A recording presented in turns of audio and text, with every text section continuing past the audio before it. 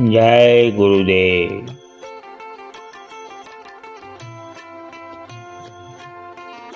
આપણને મનુષ્ય દેહ મળ્યો. મનુષ્ય દેહ સાર્થક છે, પણ મનુષ્ય જીવ આપણે માનવ જીવન જીવી શકતા નથી. માનવ જીવન જીવવું એ બહુ અઘરું છે.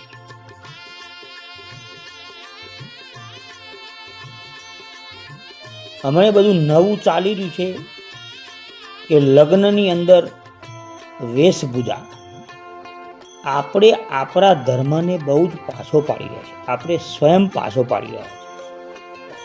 પોતાના અંદર જો જોઈએ ને તો ભગવાનને કોઈ દિવસ આપણે આગળ ના કરીએ. ભગવાનના નજીક રહેવાય, પણ ભગવાનને આપણે શું કરીએ? વેશભૂષા. કોઈ હનુમાનજી બનાવે, કોઈ રામ બનાવે. આ બધી વેશભૂષાઓ આપણે કરીએ છીએ. ખરેખર આ વેશભૂષાઓ આપણે કરવી ના જોઈએ. પૈસા કમાવા માટે ના કરવી જોઈએ. અમને લગ્નની પાર્ટીઓમાં તમે જુઓ, મનુષ્ય થઈ અને વદરા બની જાય. ભાઈ, તમને પરમાત્માએ મનુષ્ય અવતાર આપ્યો છે, તો પશુનો સહારો લઈને પૈસા શું કામ કમાવો? ભજનની અંદર કીધું છે, પશુ પક્ષી और कीट पतंगा सबकी खबर ओ करे. આ પરમાત્મા છે. તમે જુઓ, તમારા ઘેર કોથળા ભરેલા છે અનાજના.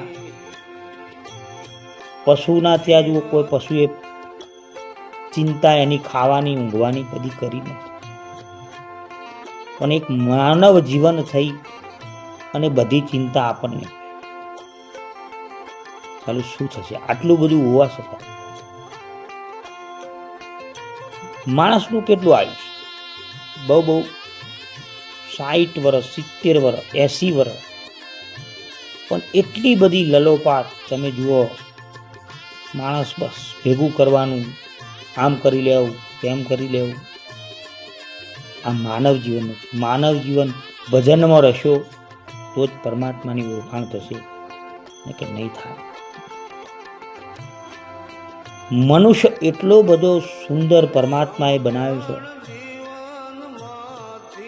એનામાં વાણી, વિવેક, વર્તન આ બધું જ આપ્યું. જ્ઞાન પણ એને માતાના ઉદરથી, ગર્ભમાંથી જ્ઞાન આપણને પ્રાપ્ત થયેલું છે.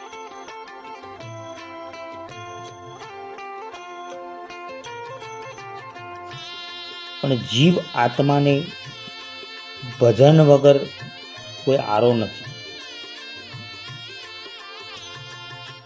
જીવને શિવના સાથે મિલન થાય તો જ પરમાત્માની ઓળખાણ થાય છે. ને કે ભજનમાં કીધું છે, મન રે પવનની ગોસડી વધી લે બાવાજી. ઓહમ સોહમ કા ભેદ અનહદ નોબત વાગે હરદમ. આ બધી જ નોબતો આપણા મનુષ્ય દેહની અંદર જ વાગે છે. કોઈ પશુ પક્ષી જીવાત્મા ના દિલમાં કદી વાગી નહીં. આ તો મનુષ્ય દેહમાં જ ભજન થઈ શકે. ભજન કરવાનો માર્ગ એ જ મનુષ્ય દેહ છે. કે તારો રે ભરોસો મને ભારી હે દાતા. આ ભરોસો પરમાત્મા સુધી જવાનો તારા અંદર ભીતર જ છે.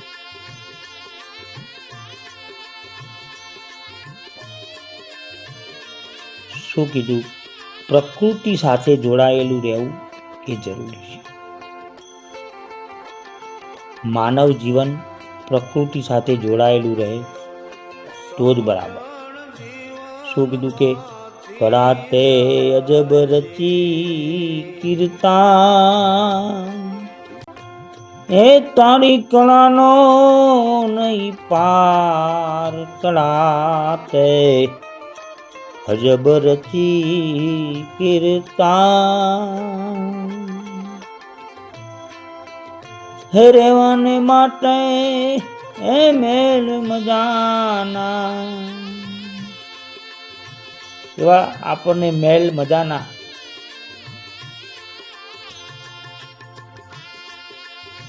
આટલી મજાના મેલ મળ્યા છે તોય ભીતર લાગતું નથી.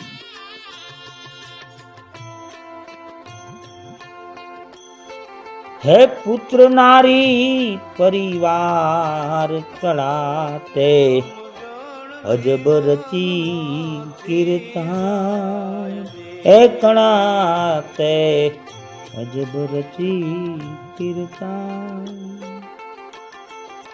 ભગવાનને ક્યાંય પૈસાની માગણી નથી કરી.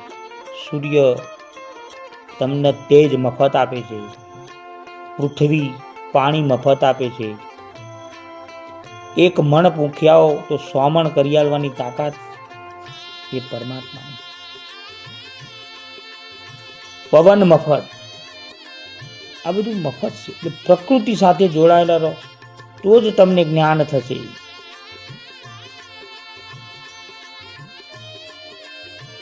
નિર્મળ, જેને કહેવાય ને નિર્મળ, નીરના જેવા નિર્મળ બનો. સ્થિરતા, સ્થિર થવાય તો જ પરમાત્માનું ભજન થઈ શકે.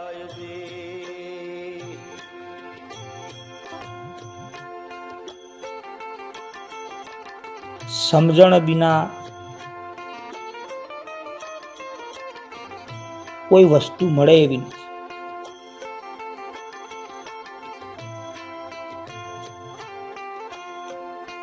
એટલે પોતે જ પોતાની ઓળખાણ કરવી પડે.